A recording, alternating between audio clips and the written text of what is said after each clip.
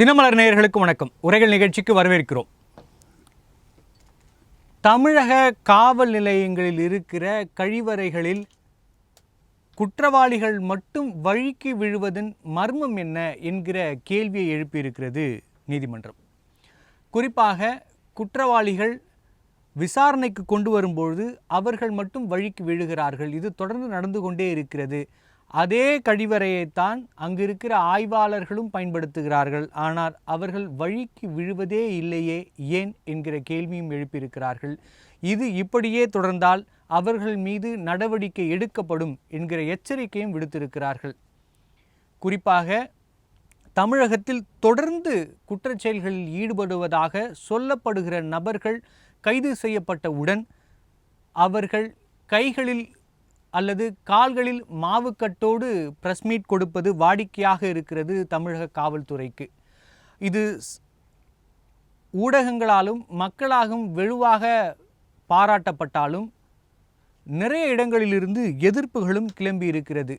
விசாரணைக்கு முன்பே குற்றவாளிகள் யார் என்று முடிவு செய்யும் உரிமையை யார் கொடுத்தது என்கிற கேள்வியைத்தான் எழுப்பியிருக்கிறது. அந்த கேள்வியைத்தான் உரைகள் நிகழ்ச்சி இன்று எழுப்ப இருக்கிறது.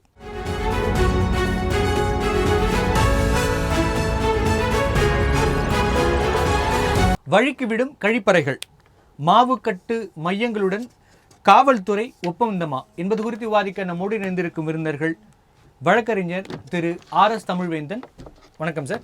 வணக்கம். மற்றும் பத்திரிகையாளர் வி.எஸ். ராமன், வணக்கம் சார். வணக்கம் சார். தமிழ்வேந்தன் சார், நம்ம ஏதாவது ஒரு குற்ற நிகழ்ச்சியில் நடந்தால் அந்த சம்பந்தப்பட்டவர்கள் கைது செய்யப்படுகிறார்கள். உடனே அடுத்தது அவர்கள் மாவுக்கட்டோடு ஒரு ஃபோட்டோவுக்கு போஸ்ட் கொடுத்து அவர்கள் வழுக்கி விழுந்துட்டாங்க அப்படின்னு ஒரு நாடகம் போடப்படுகிறது. அது சரியா? இல்லை, முற்றிலும் தவறு. இது ஐயா மாண்புமிகு நீதியரசர் ஜே.ஆர். சுவாமிநாதன் ஐயாவும் லட்சுமிநாராயணன் ஐயா பெஞ்சில் தான் இந்த கேள்வி எழுப்பப்பட்டுச்சு. ஆனால் இது ஒரு மேஜிஸ்ட்ரேட் லெவல்லே இந்த கேள்வி எழுப்பப்பட்டிருக்கணும். இவ்வளோ தூரத்துக்கு போயிருக்க வேண்டியதில்லை. மேஜிஸ்ட்ரேட்டை ரிமாண்டு அழைச்சிட்டு வரக்குள்ளேயே இந்த கேள்விகள் எழுப்பப்படணும். மேஜிஸ்ட்ரேட்டே சில கேள்விகள் கேட்கணும். யார்கிட்ட இப்போ ரிமாண்டுக்கு முன்னாடி போலீஸ் அடித்தாங்களா, இந்த காயம் எப்போ ஏற்பட்டுச்சு, இப்படியெல்லாம் சில கேள்விகள் கேட்கணும். அது அந்த ப்ரொசீஜர் சரியாகவே ஃபாலோ பண்ணியிருந்தாலே இது குறைஞ்சிருக்கும். ஒரு விஷயம், ஒரு வெகுஜன பார்வையாக நீங்கள் பார்க்கக்குள்ளே இது சரி போல் உங்களுக்கு தமிழ் வந்து சார் ஒரு சின்ன குறுக்கீடு. இந்த வழக்கிலையுமே அந்த தாக்கப்பட்ட நபர், சொல்லப்படுகிற நபர் ஜாகிர் ஹுசேன், அவர்கிட்ட வாக்குமூலம் இதே அமர்வு கேட்டிருக்காங்க. அவர் சொல்லியிருக்காரு, இல்லை நான் தாக்கப்படவில்லை, நான் வழுக்கி தான் விழுந்திருக்கேன் அப்படின்னு சொல்லியிருக்காங்க. அப்போ எப்படி கீழ்மை நீதிமன்றங்கள் விசாரிக்க முடியும்? அவரில் ஒப்புதல் வாக்குமூலம் கொடுத்துருக்காரு. அவர் மருத்துவமனைக்கு தான் ட்ரீட்மெண்ட்டுக்கு போகணும்னு போட்ட பெட்டிஷன் நடந்த என்கொயரி தான் இது ஜட்ஜஸுக்கு தெரியாதா? இது எப்படி வழுக்கி விழுந்த, இதே வேலையாகவே வழுக்கி விழுவாங்களா, நீங்கள் மட்டும் ஏன் வழுக்கி விட மாட்டீங்க அப்படின்ற கேள்வியெல்லாம் ஜட்ஜஸுக்கு தெரியும். ஆனால் முதல் விஷயம், ஒரு மித்து ஒன்று பாருங்கள். பொது பார்வையில் இது சரி போல் தோன்றும். ஆமாம், அவன் இந்த மாதிரி ஒரு ஐக்கியத்தனம் பண்ணியிருக்கான், அதனால் கையை உடைச்சா சரிதானே, கையை காலை உடைச்சி விட்டா சரிதானேன்னு உங்களுக்கு தோணும். ஆனால் அது கிடையாது. ஏன்னா காவல் நிலையங்கள் விசாரணை நிலையங்கள் மட்டுமே, தண்டனை தரும் இடம் கிடையாது. அது டிசைட் பண்ணுற இடம் கோர்ட்டு. எத்தனையோ வழக்குகள் காவல்துறையால் போடப்பட்ட வழக்குகள் எல்லாம் நீதிமன்றத்தில் தண்டனை ஆகிடுதா? எத்தனையோ குண்டாசு போட்டாங்க. மதுரை உயர்நீதிமன்ற நீதிபதியே இதை பற்றி வருத்தம் தெரிவித்தார். போடுற குண்டாசு ஒன்று கூட நிற்க மாட்டுது ஐயா. குண்டாசுனா ஆக்ட் 14 பூட்லேக்கர் ஆக்ட். இதெல்லாம் இங்கே கோர்ட்டில் ஸ்டடி ஆக மாட்டேது கேஸ். இப்படி போட்டால் எப்படி? ஒரு பஞ்சாயத்து போர்டு பிரசிடெண்ட்டை எனக்கு தெரிஞ்ச வழக்கில் சொல்கிறேன். ஒரு பிரசிடெண்ட்டுனா தெரியும் உங்களுக்கு. அவர்கிட்ட இப்போ இன்னோவா கார்லாம் வச்சுருக்காரு. அவரை 75 ரூபா, வெறும் 75 ருபீஸ் வழிபறி பண்ணதாக ஒரு புட்டப் கேஸ் அடிச்சிருக்காங்க. ஜட்ஜே கேட்டார், ஒரு பிரசிடெண்ட் 75 ரூபா வழிபறி பண்ணுவானா ரோட்டில் நின்று? போடுறது தான் போடுற, ஒரு முறையாவது போடுறீங்களான்னு கேட்டார். அப்போ வழக்குகளும் சரியா? ஏன்னா 75 ரூபா ரெக்கவரி கொடுக்க முடியும். ஒரு 10,000 ரூபா போலீஸ் கையில் இருந்தால் போட்டு கொடுக்க முடியும் காசை. அதனால் போடுறதும் சரியாக போடுறதில்ல. கையை காலை உடைக்கிற ஒரு முழு உருவமாக நம்ம இருக்கோம் ஐயா. நம்ம ஒரு ஆக்சிடெண்ட்டில் ஆகி கை உடையிறதோ கால் உடையிறதோ அது இயற்கையின் விதி, பிரபஞ்சம். அது எப்படி விதி இருந்தால் தலையெழுத்து. ஆனால் நல்லா இருக்க என் உடம்பை நீங்கள் கையை முறிச்சிடுறதுக்கு சரியான அணுகுமுறை கிடையாது. நீதிபதிகள் கேட்டது மிக ஒரு அருமையான விஷயம். ஆனால் இப்போ இது என்ன ஆகுன்னா, பொது பார்வையில் இது எப்படி அவங்க இவ்வளோ பெரிய குற்றம் செஞ்சவனை கையை உடைக்கிறதே ஒரு நீதிமன்றம் கண்டிக்குதே அப்படின்னு தோணும். ஆனால் அது பொருள் அல்லது. ஏன்னா எத்தனையோ வழக்குகள் கீழமை நீதிமன்றத்துக்கு தண்டனை கொடுத்து, ஹைகோர்ட்டில் தண்டனை கொடுத்து, சுப்ரீம் கோர்ட் போய் விடுதலை ஆகியிருக்கே. நம்ம பார்த்துக்கிட்டு தானே இருக்கும் வழக்குகளை. அதனால் இது ஒரு சரியான அணுகுமுறை கிடையாது. இதில் இன்னொரு விஷயமும் நான் ஒன்று உங்கள்கிட்ட பதிவு பண்ணுறேன். நான் என்கவுண்டருக்கு எதிரானவன். போலீஸுக்கு நான் எதிரானவன் இல்லை, போலீஸோட நடவடிக்கைக்கு நான் எதிரானவன். ஓகேயா, காவல்துறை நம்ம நண்பர்கள், நமக்கு சேவை செய்ய தான் இருக்கிறாங்க. ஆனால் அவங்களோட சேட்டை வந்து ஒத்துக்க முடியாத சில விஷயம் இருக்குது. என்கவுண்டர் பண்ணுறாங்கல்ல, என்கவுண்டரில் எந்த போலீஸ்க்காவது தனி கையை வெட்டி ஒரு அக்யூஸ் தனியாக எடுத்துட்டானா, தனியாக போயிருக்கா கை, இல்லை மினிமம் குறைந்தபட்சம் ஒரு விரலாவது டிஸ்கால் கைண்டு இருக்கா, வெட்டுப்பட்டிருக்கா, இல்லை இந்த இடம் மூட்டு எதுவும் உடஞ்சிருக்கா என்கவுண்டரில். என்கவுண்டர் ஆகிடுது, உடனே ஒரு போலீஸ்காரரு படுத்திருக்காரு ஹாஸ்பிட்டலில், அந்த கட்டு எங்கே போட்டிருக்குன்னு தெரியல, ஒரு சுற்றி இருக்கும். வந்து இப்போ மேலதிகாரிகள்லாம் வருவாங்க, வந்து பார்வையிட்டோன்னா அவங்க ஒரு பழப்பை கொடுத்துட்றாங்க போலீஸுக்கு. சீக்கிரம் விரைவில் இங்கே குணமடையணும் வந்துடுறாங்க. என்கவுண்டர் எப்படி சரி? எந்த வகையில் அதை நியாயப்படுத்தி எப்படி? அது மதுரை உயர்நீதிமன்ற நீதியரசர், மாண்புமிகு நீதியரசர் பிருத்திவிராஜ் அவர்கள் இதை கண்டிச்சாருங்க. என்கவுண்டர்லாம் ஆதரித்து பேசுகிற அளவுக்கு நாடு இதாகிடுச்சா? எப்படி இதை ஏற்றுக்க முடியும்? ஏன்னா என்கவுண்டர் ஒருபோதும் ஒத்துக்க முடியாது. நீங்கள் எப்படி டிசைட் பண்ண முடியும் இவங்க தான் அக்யூஸ்ன்னு? அதே நான் அந்த என்கவுண்டருக்கு ஈவனாக பார்க்குறேன். அந்த கால்கையை உடைக்கிறது என்கவுண்டராக தான், அன்றைக்கே செத்துட்டாயா. ஆனால் அந்த கால்கையை உடைக்கிறது, இங்கே பாருங்கள், புழலுக்கு போனால் ஒரு ஸ்டெப்ஸ் இவ்வளோ தூரம் இருக்குது. அவங்கள வச்சு தோளில் இன்னொருத்தர் தூக்கி எடுத்துகிட்டு போய் இந்த 3 சக்கரத்தை வச்சு, இன்னும் கொடுமை என்னென்னா டிஸ்லோகேட் பண்ணி கட்டிட்டாங்கன்னா என்ன பண்ணுறது? மூட்டு இருக்குல்ல, இந்த மூட்டு, அது அந்த இருக்கிற லொக்கேஷன் டிஸ்லோகேட் பண்ணிட்டாங்கன்னு வச்சுக்கோங்க. ஸோ காலம்பூரா நொண்டியாக தான் இருப்பாங்க. நீங்கள் முத நாள் வேணால் பதப்பதைக்கு அவன் ஒரு கொலை பண்ணியிருக்கலாம். ஐயா, அவன் பண்ணானா பண்ணலையான்னு தீர்மானிக்கிறப்பட நீதிமன்றம் இருக்குது, கீழமை நீதிமன்றம் இருக்குது, உயர் நீதிமன்றம் இருக்குது, பெஞ்ச் இருக்குது, சுப்ரீம் கோர்ட்டு பெஞ்ச் இருக்குது. நீங்கள் எப்படி அதை ஏன் டிசைட் பண்ணி? உங்களோட வேலை என்ன? கைது செய்ய வேண்டியது, கைது செய்து கைது அறிக்கை தயார் செய்து ஃபிங்கர் பிரிண்டெல்லாம் எடுத்துகிட்டு டாக்டர் ஒப்பீனியன் டாக்டர்கிட்ட போய் காட்டிட்டு ஏபிபி ஒப்பீனியன் வாங்கிட்டு மேஜிஸ்ட்ரேட்டை கொண்டு ப்ரொடியூஸ் பண்ணுங்கள். ஏங்க 24 ஹவர்ஸுக்குள்ளே மேஜிஸ்ட்ரேட்டை கொண்டு ஒப்படைக்கப்படுகிறார்களா? நீங்கள் போங்க, எல்லா காவல் நிலைய செல்லுலையும் பாருங்கள், யாரோ ஒருத்தன் ஜட்டியோடு உட்காந்துருக்கான். ஏன் உட்காந்துருக்கான், எதுக்கு உட்காந்துருக்கான், அது விசாரிக்கப்படணும்ல. 24 மணி நேரத்தில் நீங்கள் நீதிமன்றத்தில் கொண்டாந்து ப்ரொசீட் பண்ணணும். எந்த ஃபாலோஅப்பும் பண்ணுறது இல்லை. ஐயா, இதில் நான் திருப்பி சொல்கிறேன், மீண்டும் சொல்கிறேன், இந்த ஆட்சி அந்த ஆட்சி எந்த ஆட்சின்னு நான் சொல்ல விரும்பலை, எல்லா ஆட்சியிலையும் சொல்கிறேன். சாத்தாங்குளம் சம்பவத்தில் யாரோ ஒருவர் பெனிக் ஜெயராஜ் அடித்தே கொலை செஞ்சாங்க பாருங்க காவல் நிலையத்தில், இன்று வரை பெயிலில் வரல, பெயில் உடலை நீதிமன்றம். அதில் யாரோ ஒருவர் தன்னுடைய வேலையை ஒழுங்காக செய்திருந்தாலுமே அந்த 20 செத்துருக்க மாட்டாங்க. ஈவன் அந்த கவர்மெண்ட் ஹாஸ்பிட்டல் மருத்துவர் எல்லாம் தனக்கு எதுவுமே தெரியாத மாதிரி கையை தூக்குறாங்க. போலீஸ்காரன் மட்டும் தான் அதை தப்பு செஞ்சாங்களா? அவங்க அடித்தது தப்பு, இப்படியே அடித்தது ரொம்ப தப்பு, கொடுமை. ஆனால் ஒரு டாக்டர்கிட்ட அழைச்சிட்டு போனாங்களே, ஃபிட்னஸ் வாங்குவாங்க, நல்லா இருக்காரா இவர், ஹார்ட்டெல்லாம் நல்லா இருக்கா இவர் ஜெயிலுக்கு தகுதியானவரான்னு. அந்த டாக்டர் எப்படிங்க ஃபிட்னஸ் சர்டிஃபிகேட் கொடுத்தாரு? அவரே அக்யூஸ்டாக சேர்த்துருக்கணும் இல்லைங்க. ரிமாண்ட் எப்படிங்க பண்ணாங்க அவரை? ஜெயிலில் எப்படிங்க இன் பண்ணார் அவரை? அதை ஹேண்ட் ஓவர் டேக் ஓவர்னு சொல்லுவாங்க. இவங்க கொண்டு ஒப்படைச்சாங்க, அவங்க டேக் ஓவர் எடுத்திருப்பாங்க. ஜெயிலர் சுதாரிச்சிருக்கணும் இல்லை, இவங்க அட்மிட் பண்ண முடியாது, நீ கொண்டு போய் ஹாஸ்பிட்டலில் சேரு, நான் இது வாங்க முடியாது, இந்த ரிமாண்டை உள்ளே ஏற்றுக்க முடியாது சொல்வதற்கு ஒரு அதிகாரம் இருக்கிறது. நீ கொண்டாந்து தள்ள கட்டிட்டு போயிட்டேன்னு எவன் சாவுக்கு பழி கொடுக்குறதுன்னு யாருமே அதில் சரியாக வேலை செய்யலை. யாராவது ஒருத்தர் செஞ்சுருந்தா கூட அந்த 2 பேர் செத்துருக்க மாட்டாங்க. ஒரு 10 மணி நேரம் முன்னாடி மருத்துவமனை கொண்டு போயிருந்தா பெனிக் ஜெயராஜ் செத்துருக்க மாட்டாங்க, மருத்துவம் பண்ணியிருக்கலாம். அப்பா பிள்ளைங்க, ஒரு மனிதகுல வரலாற்றில் சொல்கிற தனித்தனியாக லாக்அப் டெத்து நடந்திருக்கு ஐயா, நான் மறுக்கையில். ஆனால் ஒரு குற்ற பின்னணி உள்ளவங்க லாக்அப் டெத்து நடந்திருக்காங்க. அதை கூட மாரல் ரைட்டுன்னு சொல்ல முடியாது, லிட்ரலி அது தப்பு தான். ஆனால் சரி ஓகே. ஆனால் பெனிக் ஜெயராஜ்கிட்ட என்ன குற்ற பின்னணி இருந்தது? எப்படி நீங்கள் அடித்து கொள்ள போச்சு? அப்போ நீங்கள் இதை கண்டிக்கலைன்னா இதே நிகழ்வு தொடர்ந்துக்கிட்டே தானே இருக்கும். இப்போ என்ன குற்றவாளிகள் நினைப்பாங்க, இனிமேல் நம்ம காலெலாம் உடைக்க மாட்டாங்க, நம்ம வலிக்கு உள்ள மாட்டோம், அப்படின்லாம் பொருள் இல்லை. இதை கொஞ்ச நாள் காதில் வாங்குவாங்க, அப்புறம் அதை காற்றுல விட்டுருவாங்க, அதை கண்டுக்க மாட்டாங்க. இதை முறைப்படுத்த வேண்டும்.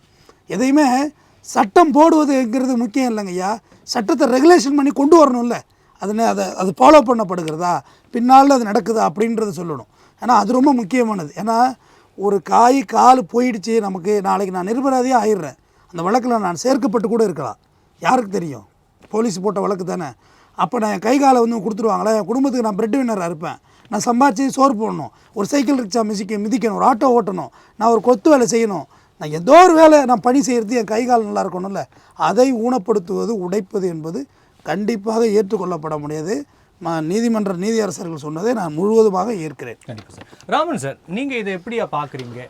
காவல் நிலையங்களில் தொடர்ந்து மாவு கட்டு போட்டுக்கொண்டே இருக்கிறார்கள், இது மாதிரியான நியூஸ் வெளியே வந்துகிட்டே இருக்குது, இது வெளியில் க்ளோரிஃபையும் பண்ணப்படுகிறது, இதை நீங்கள் எப்படியா பார்க்குறீங்க?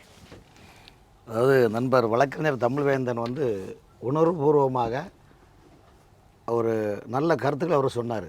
அவர் கருத்துக்கள் நிறைய ஏற்கனவே கருத்துக்கள் தான். ஆனால் அதே நேரத்தில் இப்போ இந்த மாவுக்கட்டு போடுறாங்களா, காவல் நிலையத்தில் வலிக்கு விழுந்து மாவுக்கட்டு போடுறாங்க. இதுக்கு ஒரு 10 ஆண்டுகளுக்கு முன்னால் இந்த கலாச்சாரம் இல்லை. ஆனால் என்ன பண்ணாங்கன்னா கஞ்சா வழக்கு போட்டு விட்டாங்க தெரியுங்களா? கஞ்சா வழக்கு போட்டு விட்டாங்க. அதையும் பல இடங்களில் நீதிமன்றம் கண்டிச்சது. பல இடங்களில் நீதிமன்றம் கண்டிச்சது. என்னங்க இது என்ன தொடர்ந்து வந்து இது பண்ணுறாங்களா? ஏன்னா நீங்கள் தமிழ்நாட்டில் ஒன்றால் ஒரு 25 ஆண்டுகளுக்குள்ளால பார்த்தீங்கன்னா பல விஷயங்கள் வந்துன்னா கஞ்சா வழக்கு ஒருத்தர் பிடிக்க இல்லையா அவங்க மேலே கஞ்சா வழக்கு. இன்றைக்கி தமிழ்நாட்டில் நீங்கள் பார்த்தீங்கன்னா ஊழல்களையும் அரசுடைய தவறுகளையும் சுட்டி காட்டக்கூடிய பல பத்திரிகையாளர்களையும் பொய் வழக்கு போட்டு சிறையிலே இறந்து போன ஊடகங்களும் எத்தனை பேர் இருக்கிறாங்க. இதெல்லாம் வந்து ஒரு பதிவுக்காக உங்கள்கிட்ட சொல்கிறேன். வந்து இப்போ இந்த மாவுக்கட்டு போடக்கூடிய சூழ்நிலை என்னென்னா, இப்போ இந்த சம்பவம் என்னென்னா காஞ்சிபுரத்தில் சேர்ந்த அந்த திருக்கலிமேடு என்ற பகுதியை சேர்ந்த இப்ராஹிம் என்பவர் தான் மனு தாக்கல் பண்ணுறாரு. ஏன்னா அவருக்கு மகனை வந்து அக்யூஸ்டாக போலீஸ் பிடிச்சிட்டு போயிருக்குது. ஏன்னா மார்ச் 12ஆம் தேதி ராஜு என்பவரை வெடிகுண்டு வீசி அவர் படுகொலை செய்யப்பட்டுள்ளார். அது சம்பந்தமாக காவல்துறை பிடிச்சிட்டு போயிருக்குது. ஆகவே அவருக்கு வந்து விசாரணைக்கு போன இடத்துல அவரை மாவு கட்டி கையை காலை ஒடிச்சு கையில் எடுத்திருக்காங்க. ஆகவே இதுக்கு வந்து சிறைத்துறை மருத்துவத்துறையில் நான் வந்து சிகிச்சைக்காக கொடுத்த பிறகு எந்த நடவடிக்கை எடுக்கலை. அதுக்கப்புறம் நீதிமன்றத்தில் சொன்னேன். நீதிமன்றம் அதுக்கு கேள்வி கேட்டுக்குது. இயல்பானது. மாண்புமிகு நீதிமன்றம் அவர்கள் நீதிமன்றத்தில் யார் வழக்கு போட்டாலும் அந்த குற்றத்தின் தன்மையும் குற்றத்தின் செயல்பாடுகள் தீவிர ஆராய்ந்து அதன் பிறகு இது எப்படி செய்யலாமா இப்படி சொன்னேன். இப்போ உதாரணமாக ஊழல் என்பது நாட்டின் ஒரு பெரிய கேன்சரு, ஊழலை ஒழிக்கப்பட வேண்டும் மாண்புமிகு நீதிமன்றம் சொன்னது. ஆகவே ஊழல் எங்கேயாவது ஒழிக்கப்பட்டுள்ளதா? ஆகவே மாண்புமிகு நீதிமன்றம் அவர்கள் இந்த மாதிரி நீங்கள் கைதிகளை பிடிக்கின்ற போது எப்படி காவல் நிலையில் உள்ள அந்த கழிவறையில் வலிக்க விழுகின்றார்கள், அதே நேரத்தில் ஆய்வாளர்கள் பயன்படுத்திய கழிவறையில் ஆய்வாளர்கள் ஏன் வலிக்க விடவில்லை என்ற ஒரு கேள்வி எழுப்பியிருக்காங்க. இதுக்கு நான் பதில் சொல்லணும். இப்போ ஒரு காவல் நிலையத்தில் இருக்குன்னா அந்த காவல் நிலைய இன்ஸ்பெக்டர் எஸ்ஐகளுக்கு தனி கழிவறை உண்டு. அங்கே வந்து கைதிகளை வந்து அங்கே கூட்டு போவாங்களா சொல்லுங்கள்? இப்போ உதாரணத்துக்கு நீங்கள் ஒரு வீடு கட்டினா கூட ஒரு கமர்ஷியலாக ஒரு கழிவறை வச்சுருப்பீங்க. அது எதுக்குன்னா யாராவது வெளியிலேருந்து வரவங்க சொந்தக்காரங்க பந்தக்காரங்க யாராவது பார்க்க வரவங்களுக்கு இந்த வெளியிலேருந்துன்னு பார்த்துட்டு போயிடலாம். ஆனால் அந்த கழிவறை ரூமையும் நீங்கள் அஃபீஷியலாக யூஸ் பண்ணுற கழிவறைக்கு டிஃப்ரென்ஸ் என்னென்னா, நீங்கள் அஃபீஷியலாக யூஸ் பண்ணுற கழிவறை இது சென்ட் பெர்ஃப்யூம் எல்லாம் போட்டு பழந்து போட்டு ஒரு டவலையும் டர்க்கியும் போட்டு அதில் 2 சோப்பையும் போட்டு ஒரு ரிங்கையும் போட்டு கண்ணடியும் வச்சு மேக்கப் போட்டு அதில் எடுத்துப்பாக இருக்கும். இதே போல் அரசு அலுவலகங்களில் உள்ள உயர் அதிகாரிகள் பயன்படுத்தக்கூடிய கழிவறையும் நீட்டாக இருக்கும். ஆனால் பொதுமக்கள் பயன்படுத்தக்கூடிய கழிவறைகளோ அல்லது அரசு துறை அலுவலகங்களில் உள்ள கழிவறைகளையோ வலிக்கு தான் விழுவார்கள். காரணம் அதில் பாசி பிடிச்சிருக்கும். முழுக்க பாசி பிடிச்சி நடக்க முடியாது, நிற்க முடியாது. நான் சொல்றேன் பேச விடுங்க சார். இல்ல சொல்றேன் கேளுங்க சார். ஒரு சின்ன கேள்வி மட்டும். பாசி பிடித்திருக்கிற இடம் எங்கு என்பதுதான் கேள்வி. இல்லை அதுக்கு தான் சொல்கிறேன். இதே போல தான் காவல் நிலையங்களில் உள்ள அந்த கழிப்பறை வந்து பொது குற்ற கைதிகளும் இதர வெளியாட்களும் கூட அந்த காவல் உள்ள பொது கழிவறைகள் சுத்தம் இருக்காது, வாசிப்படைஞ்சு தான் இருக்கும். இது ஒரு நிலைப்பாடு. சிறைத்துறையில் உள்ள கழிவறையில் கதவே இல்லையே, இதுக்கு நீங்கள் என்ன சொல்ல போகிறீங்க? சிறைத்துறையில் ஒரு அவங்க கைதுகளை பிடிச்சா ஒவ்வொரு ரூமில் 4 பேர் 5 பேர் வைக்கிறாங்க. அப்புறம் காமன் இது இருக்குது. ஆனால் அவங்க காலையிலேருந்து நைட்லேருந்து மலை ஜலம் கழிக்கக்கூடிய இடத்துலையோ குளிக்கிற இடத்துலையோ பார்த்தீங்கன்னா ஒரு அதில் எதுவுமே இல்லை. இந்த சினிமா படத்தில் 2 பீஸ் கூட கரெக்டாக இருக்கும். அதை விட மோசமான இது மாதிரி இருக்கிறாங்க. இது வரைக்கும் மனித உரிமை ஆணையம் என்று சொல்லக்கூடியவர்கள் எந்த கழிவறையை பார்வையிட்டார்கள்? அரசு பயன்படுத்த பொது கழிப்பறைகளையோ அல்லது காவல் நிலைய கழிவறைகளை எங்கேயாவது பார்வையிட்டார்களா? இல்லை. ஆகவே மாண்புமிகு நீதிமன்றம் வைத்திருக்க கோரிக்கை அருமைதான். ஆனால் இந்த கோரிக்கையில் என்ன ஒரு பாயிண்ட் என்றால், ஆய்வாளர்கள் பயன்படுத்திய கழிவறையில் நீங்கள் உங்களெல்லாம் சொன்னால் ஆய்வாளர்கள் இந்த பொது கழிப்பறையில் போகிறதில்லை, அவர்கள் அஃபீஷியலாக கழிவறையில் போகிறாங்க. ஸோ குற்றவாளிகளை பொறுத்து இந்த கழிவறையில் பார்த்திங்கன்னா நிறைய அது ஒரு அடிப்படை கட்டமைப்பு இருக்காது, சுகாதார வசதி எதுவுமே இருக்காது. இதில் போய் நம்ம அது பெருசாக சொல்ல. 2வது, இப்போது ஒரு குற்றவாளியை பிடிக்கிறாங்க, மாவு கட்டு அவரை பூசணிக்காவை மறைக்கலாம், போலீஸ் ஸ்டேஷன்லயே மறைக்க முடியும்னு ராமன் சார் சொல்லி தானே தெரியும். இல்லை விஷயம் சார். நாங்கள் திரும்ப அதாவது சார் நான் ஒரு விஷயம் சார், அண்ணன் ஒரு வழக்கறிஞர், அவருடைய நிலைப்பாடு அவர் சொல்கிறாரு. நான் பத்திரிகையாளர் போது பப்ளிக்கோட அட்டாச்மெண்ட் செய்யக்கூடியன்னு ஒவ்வொரு காவல் நிலையத்தில் என்ன எப்படின்னு நமக்கு தெரியும். அந்த சூழ்நிலை பார்க்கும்போது நீங்கள் இப்போ வந்து ஒரு அக்யூஸ்டாக பிடிக்கிறோம் சார். அந்த அக்யூஸ்டு கொலை குற்றவாளி இல்லை வழிப்பறி திருடன் பல தீவிரமான குற்றவாளிகள் என்ன தெரியும், A class B class C கிளாஸ்னு இருக்குது. இன்றைக்கி சமீப காலமாக கடந்த 4 ஆண்டுகளை எடுத்துக்கொள்வோங்க. 4 ஆண்டுகளில் தமிழ்நாட்டில் நடைபெற்ற என்கவுண்டர்கள் 60% சரியானதா? அல்லது மிக பெரும் குற்றவாளிகள் அரசியல் பின்புலத்தில் அமர்ந்து கொண்டு அவர்கள் தப்பிக்கொள்கின்றார்கள். ஆகவே என்கவுண்டர் பெரும்பாலும் தமிழகத்தில் போடக்கூடிய என்கவுண்டரில் 50% என்கவுண்டர்கள் பிளேடு பேக்கரி ரேஞ்சுகள் பிளேடு பேக்காது வெறும் பிளேடை வச்சு டீல் பண்ணுறவங்களுக்கு அப்போ கத்தி கடப்பாறை துப்பாக்கி அவர்களெல்லாம் வந்து என்ன பண்ண அரசாங்கம் என்ன பண்ணுதுன்னா நீ இத்தனை ஆண்டுக்கு இந்த எல்லைக்குள்ளே வராத. வெள்ளைக்காரன் காலத்தில் அந்த காலத்தில் செக்ஷன் 100ன்னு போட்டாங்க, அந்த எல்லைக்குள்ளே அங்கே வரக்கூடாது. இந்த மாதிரிலாம் அதாவது கைதிகளுக்கும் ஏ கிரேடு பி கிரேடு வசதி இல்லாதவர்களும் நிலைப்பட்டிருக்கின்றது. இப்போ ஒரு கைதிக்கு மாவுக்கட்டு போடுறாங்கன்னா அவன் வந்து சும்மாவன் காவல்துறை படலை சார். அவங்க ஒரு ஒரு சம்மந்தப்பட்ட நபரை பிடிச்சி அடித்து அவங்க துவம்சம் பண்ணி அவங்களால அந்த சமூகம் அந்த குடும்பம் பிரச்சனை ஆகும்போது காவல்துறையில் புகார் கொடுக்கும்போது காவல்துறை உடனே பிடிக்கின்றது. பிடித்தவர்னா உடனே ட்ரீட்மெண்ட் கொடுக்கும்போது நீதிமன்றத்தில் சொல்லுகின்ற போது காவல் அடி பட்டாலும் கூட அந்த கைதிகள் உண்மை ஐயா அடிக்கலாம் சொல்லுவாங்க. இல்லை, காவல்துறையோட முக்கியமான விஷயம் இல்லை, அவங்களோட துறையின் பேரே சட்டம் ஒழுங்கு. இதுல ஒழுங்கு எங்க இருக்கு, சட்டம் எங்க இருக்கு? சரி, நீங்க எல்லாத்தையும் தாங்களே சார் நீங்க கேக்குற கேள்வி தமிழ்வேந்தன் சார் ரொம்ப தெளிவா முதல்ல இல்ல சார், நீங்க கேக்குறது நான் பதில் சொல்றேன் சார். இல்ல சார், சட்டம் ஒழுங்கு நீங்க சொல்றீங்க, அரசு அலுவலகங்களில் லஞ்சம் வாங்காதீர்கள், லஞ்சம் கொடுக்காதீர்கள், லஞ்ச ஒழிப்புத்துறை ஆபீஸ்னு போர்டு போட்டுக்கீங்களே, அங்க வாங்காம இருக்கிறாங்களா? அப்போ அந்த போர்டை நீங்கள் தூக்கிட வேண்டியதானே? எதுக்கு இங்கே லஞ்சம் வாங்கப்படும் போர்டு போட்டு வைங்க. அதே போல் வந்து வலிக்கு விழுந்தவனு சமூகத்தில் விழிப்புணர்வு சார். காரணம் என்றால் அவனுக்கு அந்த தண்டனை கூட கொடுக்காட்டா அவன் நாளைக்கு சமூகத்தில் திரும்ப என்ன போலீஸ் இப்படி என்ன ஒன்று வடிவில் சொல்ல பாருங்க. அதாவது வடிவில் ஒரு ஒருத்தர் என்ன யார் வந்தாலும் ஒன்று அசைக்க முடியாதுன்னு சொல்லுவார் பாருங்க. அதனால் வலிக்கு உணர்வு வந்து சூழ்நிலை, அந்த குற்றத்தின் தன்மை, இதை பொறுத்து தான் அந்த நிலைப்பாடு இருக்கின்றதை தவிர்த்து காவல்துறை இந்த அடிப்படை அவர்களுக்கு ஒரு பனிஷ்மெண்ட் கூட கொடுக்காவிட்டால் குற்றங்கள் பெருகி வரும். காரணம் சமூகத்தின் மீது அவர்களுக்கு பயம் இருக்காது. நான் என்ன கேட்கிட்டு வரும் சார், உங்க கேள்விதான் தமிழ்வேந்தன் சாருக்கு வைக்க விரும்புகிறேன். காவல்துறைக்கு இந்த அதிகாரங்கள் கூட இல்லை, இது மாதிரியான சில விஷயங்கள் கூட பண்ணலன்னா காவல்துறை மீது மக்களுக்கு குற்றவாளிகளுக்கு பயம் இருக்காது அப்படின்னு ஒரு வாதத்தை வைக்கிறாரு. அதை நம்ம சில இடங்களில் பார்க்குறோம், காவல்துறையினரே தாக்கப்படுகிறார்கள் அப்படிங்கிறத நம்ம பார்த்துருக்கோம். பெரிய இடங்கள்லையும் சரி, அரசியல் மீட்டிங்லையும் சரி, உங்களுக்கு தெரியாதது இல்லை. அப்போ ஒரு காவல்துறையில் இருக்கிறவர்களே தாக்கப்படுகிறார்கள் அப்படின்னா அட்லீஸ்ட் அவங்க இதுவாது பண்ணாதானே காவல்துறைக்கு ஒரு பயம் இருக்குங்கிற ஒரு தவறையா, முற்றிலும் தவறையா, இந்த வாதம் தவறையா. உங்களை தண்டிக்கிறதுக்கு எந்த இடத்துலையும் அங்கே அதிகாரம் இல்லை. எல்லா இன்ஸ்பெக்டரையும் துப்பாக்கி இருக்குது, பட்டு எல்லாரையும் சுட்டுலாமா, சுட முடியுமா சொல்லுங்கள்? அவங்கள எத்தனையோ இடத்துல பொதுமக்கள் கரவை பண்ணுற இடத்துல சண்டை வந்திருக்கு. இங்கே பாருங்கள், மூச்சு முட்டியெல்லாம் நின்றுருக்குறாங்க போலீஸு. ஆனால் அவங்க துப்பாக்கி பிரயோகிக்கிறதுன்னு அவங்களுக்கு விதிமுறை இருக்குது. அவங்க யாரும் ரோட்டில் போகிறவங்க கிடையாது, வெல் ட்ரெயின்டு போலீஸ்.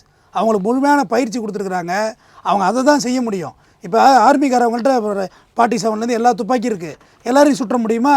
அவங்க யாருன்னு அடையாளம் கண்டு தானே சுடணும். நீங்கள் அதே மாதிரி போலீஸ் வந்து உங்களை தண்டிக்கையெல்லாம் நல்ல வார்த்தை எடுத்தீங்க, அதுக்குள்ள விட்டுட்டீங்க. சட்டம் ஒழுங்கு, நீங்கள் எதை வச்சு வாழ்கிறீங்க? சட்டப்படி தானே வாழ்கிறீங்க. இங்கே சமூகப்படியெல்லாம் வாழலை, மனு தர்மப்படி வாழலை, நீதி நூல்கள் படியெல்லாம் நீங்கள் வாழலை. சட்டம் மேலானது, சட்டம் என்ன சொல்லுதோ அதுதான் செய்யணும். லா சொல்கிறத மீறி நீங்கள் எப்படிங்க செய்வீங்க? சட்டம் உங்களை எங்கனாங்க அடிக்க சொல்லியிருக்கு? அரசியலமைப்பு சட்டம் எடுங்க, சிஆர்பிசி எடுங்க, எங்கனாவது அடிக்க சொல்லியிருக்கா? அதாவது தள்ளுதல், அவ்வளோதான் செய்யலாம் ஒரு போலீஸ். இப்போ வந்து இப்படி இப்போ ஐயா வயசில் மூத்தவராக இருக்கார், கையை இப்படி முறுக்கி உடைக்கக்கூடாது, முறுக்கி இப்படி வச்சு என்னை தள்ளிக்கிட்டு போகலாம், அவ்வளவுதான் ஃபோர்ஸிங், குறைந்தபட்ச ஃபோர்ஸிங் அதுதான் போலீஸுக்கு. ஆனா இவங்க அப்படி இருக்காங்களா? தமிழ்வேந்தன் சார் அதுக்கு அவரே அண்ணன் சொன்னா போற போக்சோ கூட வேண்டாம் சொல்லுவார் போல தோணுது. போஸ்கோ சட்டம் கூட வேண்டாம், அது நீங்க விட்டுருங்க, எதுக்கு ஆண்டுக்கு 5000 10,000 வழக்கு வருது, அதை விட்டுங்கன்னு சொன்னா ஆச்சரியப்பட இல்லைன்னு நான் நினைக்கிறேன். இல்ல அப்படி கிடையாது சார், ஒரு தண்டனை கொடுப்பதில் அப்படிதான் சமூகம் வளம் வந்து பதில் சொல்லியிருக்கீங்க. உங்க பதில் தான் எடுத்து சொல்றேன். தமிழ்வேந்தன் சார் அவர் ஏற்கனவே சொல்லியிருக்காரு, சட்டம் இருக்கிறது, ஆனா நடைமுறையில இது மாதிரியான விஷயங்கள் செய்தால் மட்டும்தான் சட்டம் ஒழுங்கை சரிபடுத்த முடியும். குற்றவாளிகளுக்கு இது மாதிரியான விஷயங்கள் பண்ணாதான் பொதுமக்கள் நிம்மதியா இருக்காங்க, இங்க குற்றங்களை குறைக்க முடியும், இது நிதர்சனம் அப்படிங்கிற ஒரு நம்ம பார்த்துட்டு தானே இருக்கோம். காவல்துறையினர் என்பவர் ஒரு நீதிமன்றத்துறை அடிப்படை பிளாட்ஃபார்ம் பில்லருங்க, அடிப்படை ஸ்டெப்பு. முதல் ஸ்டெப்லேயே நீ இப்படி தண்டனை கொடுப்பீங்கன்னு தான் நான் கேட்குறேன். என்றால் பொள்ளாச்சி போல கற்பழிப்பு நிகழ்ச்சியில் நீங்க அந்த கட்டுவலி எதுவும் பண்ணக்கூடாதா சொல்லுங்க? அந்த பெண்கள், அண்ணா எங்களை விட்டுருங்க அண்ணா, நாங்கள் பள்ளிக்கூடத்தில் படிக்க வேண்டும், கல்லூரியில் படிக்க வேண்டும், எங்க அம்மா அப்பாவுக்கு அசிங்கம் மானம் அப்படியே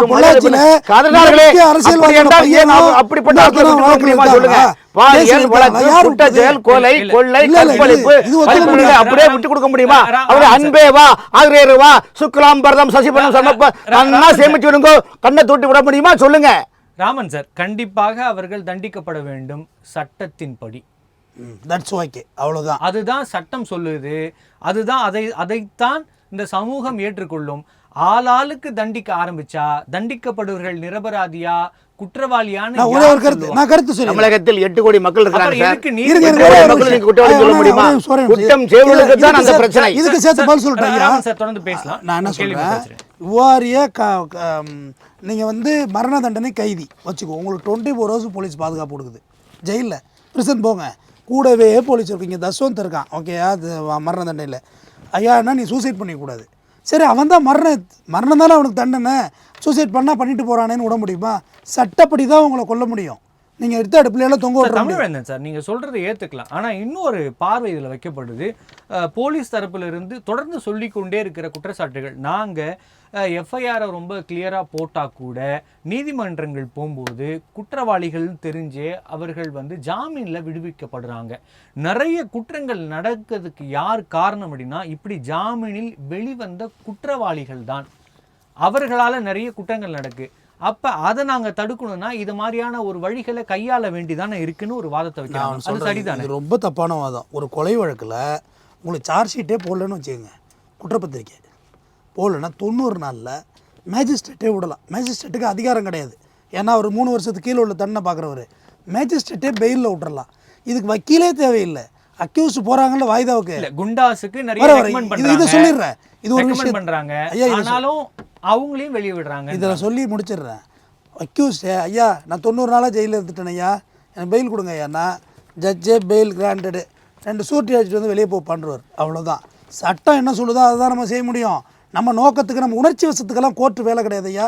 ஒரு கொலையே பண்ணிவிட்டு ரத்தக்கரையோடு வந்தால் கூட மேஜிஸ்ட்ரேட் என்பவர் அது என்ன ப்ரொசீஜரோ அதுபடி தான் அவனை டீல் பண்ணுவார்.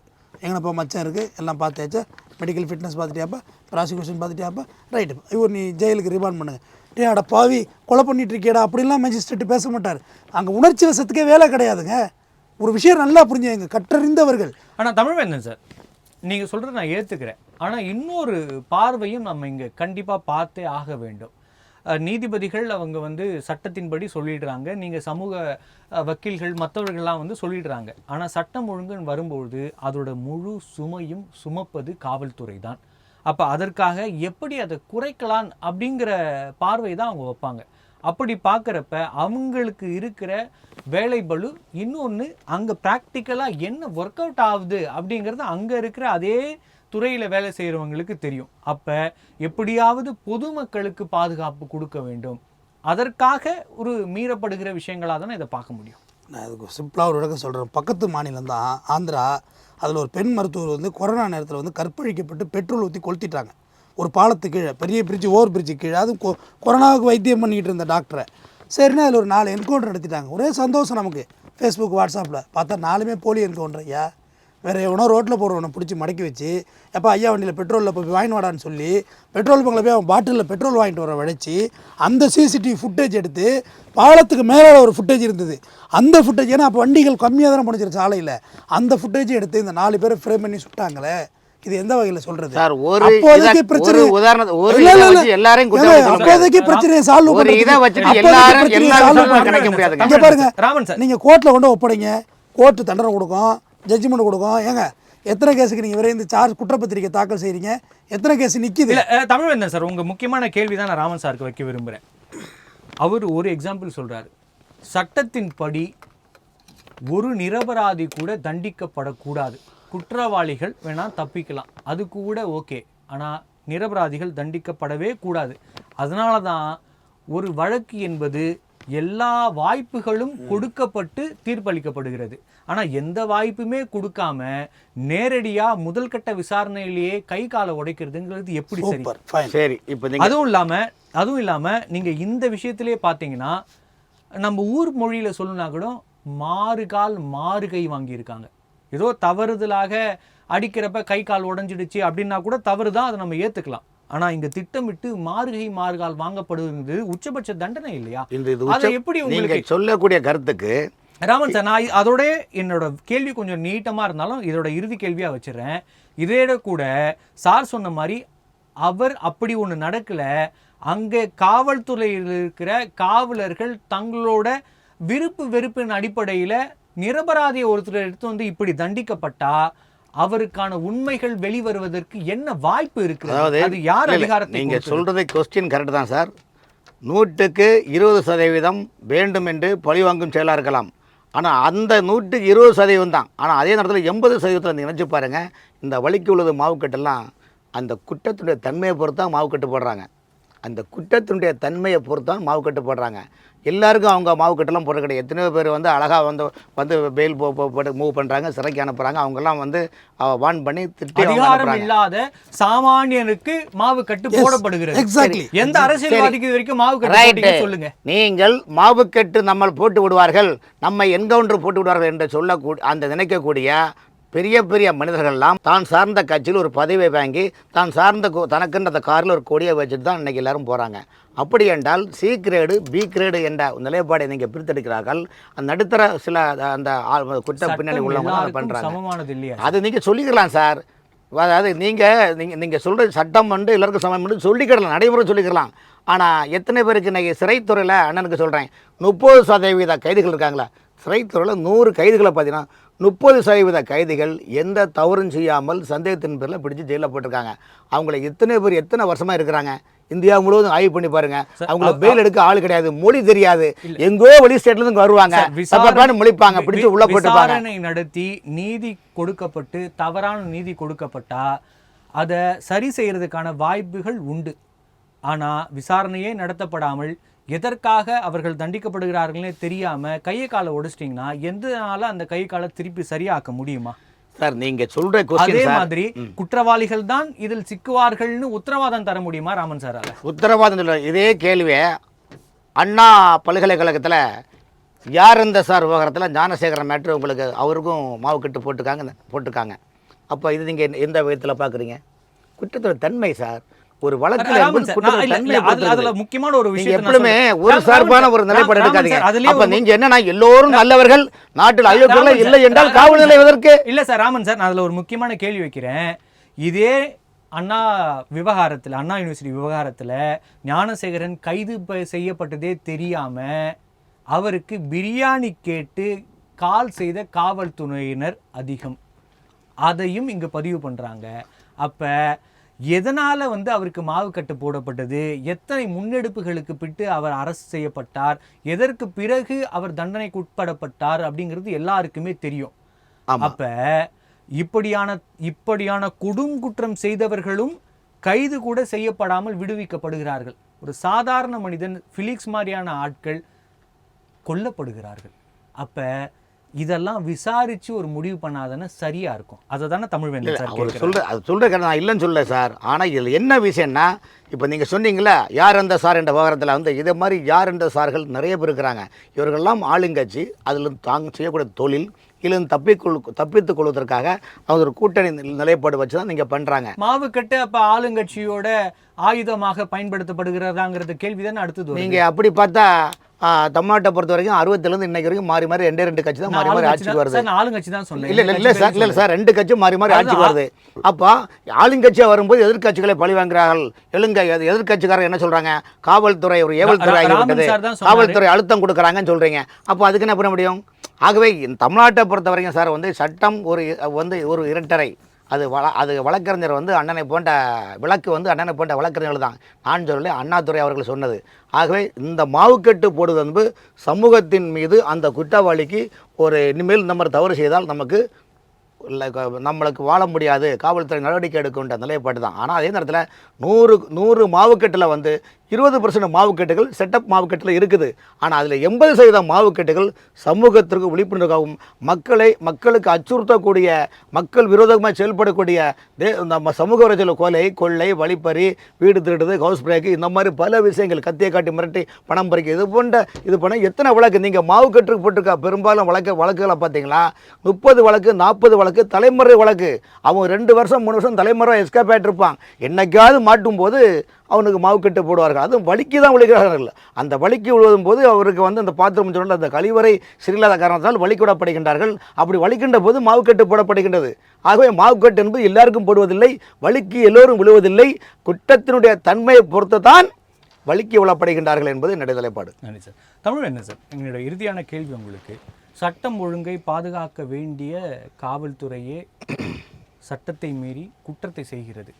அதை நேரடியாக தன்னுடைய கட்டுப்பாட்டில் வைத்திருக்கிற முதல்வரும் அதற்கான நடவடிக்கைகளை எதுவும் எடுக்காமல் இருக்கார். என்ன காரணம்? அதாவது காவல்துறை மேலே நடவடிக்கை எடுக்கலாம் சொல்லாதீங்க. நம்ம சென்னை மாநகர கமிஷனர் அருண் சார் இருக்கார்ல, அவர் ஒரே ஒரு வார்த்தை சொன்னார், ரவுடிகள் நீங்கள் என்ன பாஷையில் பேசுகிறீங்களோ அந்த பாஷையில் நானும் பேசுவேன்னு. ஆக்சுவலாக அவர் எங்கே வரைக்கும் கடைசியாக மன்னிப்பு கேட்க வச்சாங்கன்னு தெரியும். ஹியூமன் ரைட்ஸ் கோர்ட் வரை நீங்கள் எப்படி நடவடிக்கை எடுக்கலன்னு சொல்கிறீங்க? அது சிஸ்டம் எடுத்துக்கிட்டு தான் இருக்குது. அது கூட நான் எல்லார்ட்டையும் சொல்லுவேன், எனக்கு அறிஞ்ச காவல்துறையினர்கிட்ட. ஏன் அவர் அந்த லெவலுக்கு போனார்? ரவுடி தெலுங்கில் பேசுகிறேன், நானும் தெலுங்கில் பேசுவேன். ரவுடி ஹிந்தியில் பேசுகிறேன், நானும் ஹிந்தியில் பேசுவேன். ரவுடி என்ன மொழியில் பேசுகிறான்னு ஃப்ரான்ஸில் பேசுகிறேன், ஃப்ரான்ஸில். அந்த வார்த்தை வந்து மக்களுக்கு ஒரு தன்னம்பிக்கை தான். அந்த வார்த்தை இல்லை மாநகர காவல்துறை ஆணையர் அருண் அவர்கள் சொன்னது தன்னம்பிக்கை. குழப்பமாயிடுது பாருங்க. ராமன் சார் தொடர்ந்து அதை வந்து சார் அருண் சார் மன்னிப்பே கேட்டாகணும்னு கடைசி வரை எடுத்தாங்க. அப்போ இவர் ஈஸியாக ஹேண்டில் பண்ணியிருக்கலாம். இதை அவன் இதில் ஜெர்மனியில் பேசுவான், நானும் ஜெர்மனியில் பேசுவேன். எப்படி காவல்துறை வேற பாத்ரூம் இருக்குன்னு ராமன் சார் சொன்ன மாதிரி நீங்க காரணம் சொல்றீங்க? அந்த அளவுக்கு அந்த பாருங்க கண்டிக்காம இல்லை, எப்படி இப்படி சொல்ல போச்சுன்னு ரேஷ் ஆகி போச்சு. ஏன்னா அப்போ ரவுடிக்கு வெட்டினா நீ சுடுவியா? அதான் ஹியூமன் ரைட்ஸோட கேள்வியாக போயிட்டுங்க. நீங்கள் என்ன அப்படி நினச்சிட்டீங்க? இப்போ போலீஸ் எல்லாம் காலு கையை உடச்சி சூட்டெல்லாம் பண்ணிட்டு தப்பிச்சு ஒரு நிமிஷம் இருங்க, தப்பிச்சு போய் ஹியூமன் ரைட்ஸ் கோர்ட்டுக்கு போய் பாருங்கள் எவ்வளோ போலீஸ் வந்து நிற்கிறாங்கன்னு. நடவடிக்கை எடுத்துக்கொண்டு தான் இருக்கிறாங்க. மனித உரிமைகள் கழகம் வந்து எடுத்திருக்காங்க, ஆணையம் எடுத்திருக்காங்க, ஹியூமன் ரைட்ஸு இவங்கெல்லாம் பண்ணுறாங்க. அதை வைத்து கொண்டிருக்கிற காவல்துறை அமைச்சராக இருக்கிற முதலமைச்சர் என்ன செய்திருக்காங்க? அதை சுற்றி சுற்றி கடைசியாக வந்து அதில் முடிக்கிறீங்க நீங்கள். நான் என்ன சொல்கிறேன், இல்லை சார், இந்த விஷயம் கோர்ட்டுக்கு போகிறதுக்கு முன்னாடியோ ஹியூமன் ரைட்ஸ்க்கு போகிறதுக்கு முன்னாடியோ கண்டிப்பாக அந்த துறை சம்பந்தப்பட்ட அதிகாரிகளுக்கு தெரிஞ்சிருக்கும். கண்டிப்பாக அதை கையில் வைத்து இருக்கிற முதலமைச்சர் காவல்துறையில் நடவடிக்கை எடுத்தாங்க. இவர் வந்து கோர்ட்டுக்கு போக வேண்டிய காவல்துறையில் டெடிகேட்டிவாக வேலை செய்கிற ஆஃபீஸர்ஸ் எவ்வளோ பேர் இருக்காங்க. ஒரு சில பேர் தவறுகள் இருக்குது, நம்ம இருக்கா இல்லையே, எல்லா இடத்துலையும் தப்பு இருக்குது, இதுலேயும் தப்பு இருக்குது. ஆனால் அவர்கள் சஸ்பெண்ட் செய்யப்பட்டு கொண்டு தான் இருக்கிறார்கள். பணி நீக்கம் செய்யப்படுறாங்க, இடைநீக்கம் செய்யப்படுறாங்க. டியூட்டியில் குடித்தவங்க, போனவங்க, வந்தவங்க, பப்ளிக் அடித்தவங்க எல்லாருமே நடவடிக்கை எடுக்கிறாங்க. பிறகாவது மாவு கட்டுகள் குறையுமா? மாவு கட்டுகள் இருக்கவே கூடாதுன்னு சொல்கிறேன். குறையுமா? அப்படி இருக்கவே கூடாது. நீங்கள் தண்டிக்கவே கூடாது, நீதிமன்றம் தான் தண்டிக்கணும். அதுக்கு உரிய ஐயா பள்ளியோட வர்றோம்யா, நல்லா படிக்கல நீ கை காலம் முடிப்பேன்னு சொல்கிற மாரில இருக்குது. நான் நல்லா படித்தேனா இல்லையான்னு தேர்வு தான் தீர்மானிக்கணும். அதுமாரி நான் நல்லவனா குற்றவாளியா இல்லையான்னு தீர்மானிக்க முடியும் கோர்ட்டு. ஐயா சிபிஐ சொல்கிறேன், சிபிஐ ராஜீவ்காந்தி கொலை வழக்கு விசாரித்த சிபிஐ ரகோத்தமன் ரிட்டையர் ஆகி சொல்கிறாரு. அப்போது விசாரித்தப்போ எனக்கு நிறைய பொலிட்டிக்கல் இன்டர்ஃபியரிங் இருந்துச்சு, நான் சரியாக விசாரிக்கல அந்த கேஸை அப்படி ரகோத்தமன் பேட்டி கொடுத்தாரா இல்லையா? எந்த வகையில் பேட்டி கொடுத்தாரு? இந்த ஸ்டேட் போலீஸ் இல்லை, சென்ட்ரல் போர்டே சொல்கிறேன். அது எனக்கு தெரிஞ்சே நிறைய பேர் பொலிட்டிக்கல் இன்டர்ஃபியர் பண்ணாங்கன்னு. அப்போ காவல்துறையினர் சிபிஐ எல்லாம் விசாரணை அதிகாரிகளே, தீர்ப்பு கொடுக்க வேண்டியவங்க நீதிபதிகள் தான். பொள்ளாச்சி நீங்கள் ஜட்ஜி தானே தீர்ப்பு கொடுத்தாங்க. இப்போ சிபிஐயே 5 ஆயுள் தண்டனை கொடுத்துட்டாங்களா? கற்றறிந்தவர்கள் நீதிபதிகள் ஐயா, நீங்கள் கொண்டாந்து விட வேண்டியது மட்டும்தான் அவங்க வேலை. தீர்ப்பு கொடுக்கறது நீதிமன்றத்தோட வேலை. நன்றி சார். நம்முடைய விவாதத்தில் கலந்து கொண்டு பல்வேறு கருத்துக்களை நம்மோடு பகிர்ந்து கொண்டமைக்கு நன்றி. நன்றிங்க. மற்றொரு நிகழ்ச்சியில் சந்திக்கலாம்.